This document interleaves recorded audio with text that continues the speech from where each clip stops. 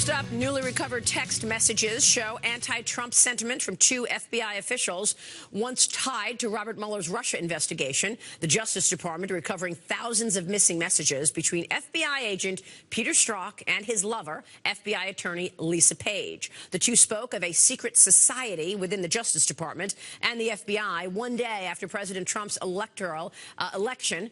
Strzok and Page also talked about treating Hillary Clinton with kid gloves during a probe of her private email server in case she won the election. Joining me right now is the chairman of the House Judiciary Committee, Congressman Bob Goodlatte of Virginia. Congressman, it's good to see you. Thanks, Maria. Thanks so much for joining us. You know, what bothers people out there is you have to be able to trust your FBI, your CIA, your IRS, because there is a thing called the rule of law. And what we've learned from some of these text messages is that there is a whole lot of bias and corruption going on at the top. Tell us what you've learned. Yeah, and it's important to emphasize there are tens of thousands of great men and women who every day keep us safe, prevent terrorist attacks, solve crimes at the FBI, but they are being besmirched by several people in the leadership of the FBI that have a shocking contrast in the way they took the approach they took to the Clinton investigation and the one they've taken to the Trump investigation.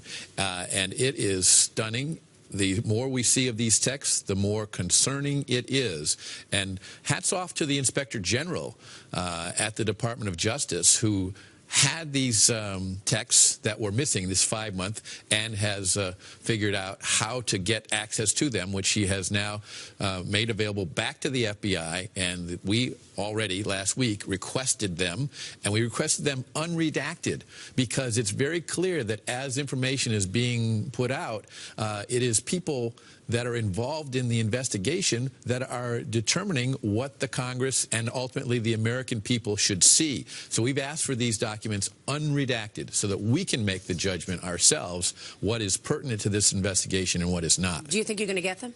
I do believe we'll get them. And I must say the Department of Justice has cooperated far more than the prior department did. And we have these text messages, and we have seen the underlying documentation that relates to the FISA application to the FISA court. All these things are very important to putting this together, but this investigation has to go forward. We'll continue to interview key people in the Department of Justice and the FBI to get to the truth. So let's talk about the truth and what we know so far. And you're right, a big hats off to Michael Horowitz, the Inspector General. We would not have known before the Inspector General that, for example, these two were talking about a so-called insurance policy should Donald Trump win the election, and he did. In your view, is that insurance policy this whole charade of an investigation between Robert Mueller and others looking at this potential collusion between Trump and the Russians, which, of course, the Democrats started talking about right after he won?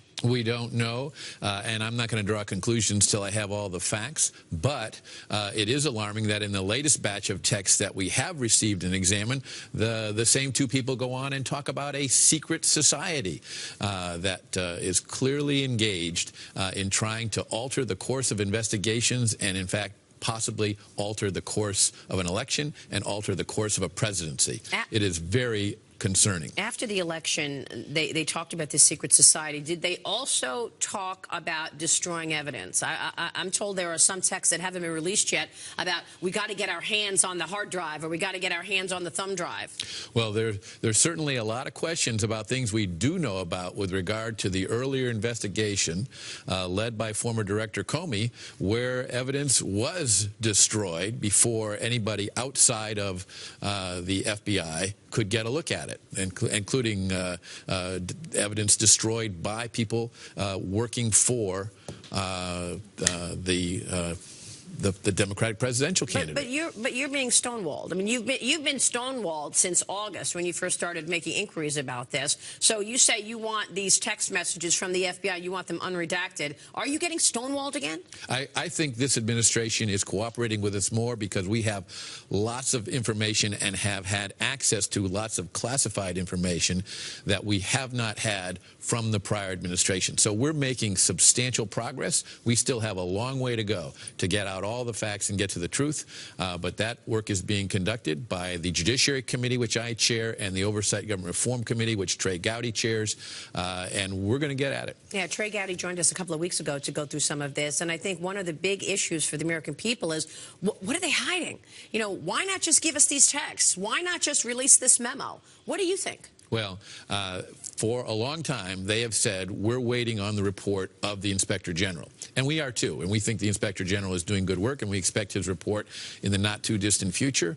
But we have got to continue to pursue this investigation because the Inspector General has one responsibility. The Congress has another responsibility to the American people. And yet the Robert Mueller investigation keeps on, and we don't really know where that is. What is he looking at, the special counsel? And do you think you need a special counsel specifically just to be looking at this, you know, bias at the top of the FBI? Well, months ago, I called for, and most of the other members of the House Judiciary Committee on the Republican side called for the Department of Justice to appoint a second special counsel to look at how matters were conducted last year with regard to former FBI Director Comey, former Attorney General Lynch, and all the things that swirled around that investigation. Now, with the page-struck texts, we're seeing these things blend together in one long continuum with the two of them at or near the center of what was going on at the FBI. We need to find that out. Well, they were at the center of what's going on, and they were completely biased, and then they were put on Robert Mueller's investigative team to look at Trump and the potential collusion there. So, I mean, obviously, I know they've been taken off that, but how are we supposed to trust that Robert Mueller, this investigation, is on the up and up?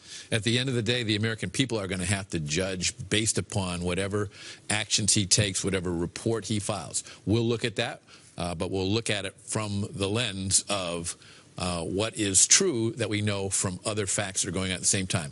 He should continue his investigation, but it has to be done with propriety, and it has to be done with impartiality. And there are a lot of questions that are not answered at this point. I understand that, Congressman, but I mean, how long can something go on with no evidence of any collusion? I mean, we've been waiting here since the Democratic National Convention.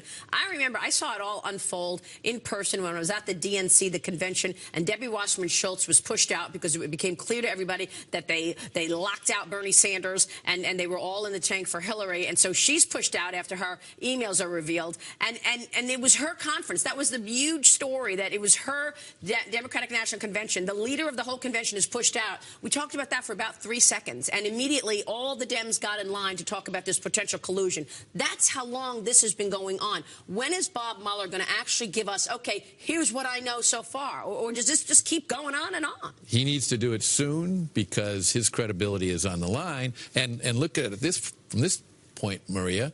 The President of the United States and the White House have been unbelievably cooperative in this, turning over thousands and thousands of pages of documents, making many, many people in the White House available as witnesses. And this is the leader of this country who has to get about other business on behalf of the country, and he needs to have this resolved. And he's said so many times. Yeah, bottom line, let me ask you about accountability here. Do you believe that if we were to see that there was real moves to obstruct justice, get rid of thumb drives, hide evidence, and just basically rally around Hillary Clinton and try your hardest to paint Donald Trump in a corner, are there going to be indictments? Are we going to see people go to jail? Well, that's where a special counsel comes in because of the fact that neither the Inspector General nor the Congress can indict people. We do not have prosecutorial authority. But if this continues along the lines that it is, where there are a lot of questions, where there's an intersection of public information and classified information, you have to have someone who not only can investigate, but also can take action on their investigation involved in this. So that's why I have, for many months, called for a special counsel on the other part of this, the Clinton side of this. And we're continuing to do our own investigation, and we'll continue to press forward. By the way, we never heard any conclusion to the Awan brothers and these IT guys that were paid all that money, and then they actually ended up hacking into computers that they really should not have access to. We don't know what's going on there, so there was no accountability at the end of the day, right? Well, there is a serious problem with leadership at the Federal Bureau of Investigation, and it is very concerning. All right, we will leave it there. Congressman, we'll be watching your work on this and the developments. Thanks, Maria. Thank you so much. Bob Goodlatte joining us there. President Trump putting out his immigration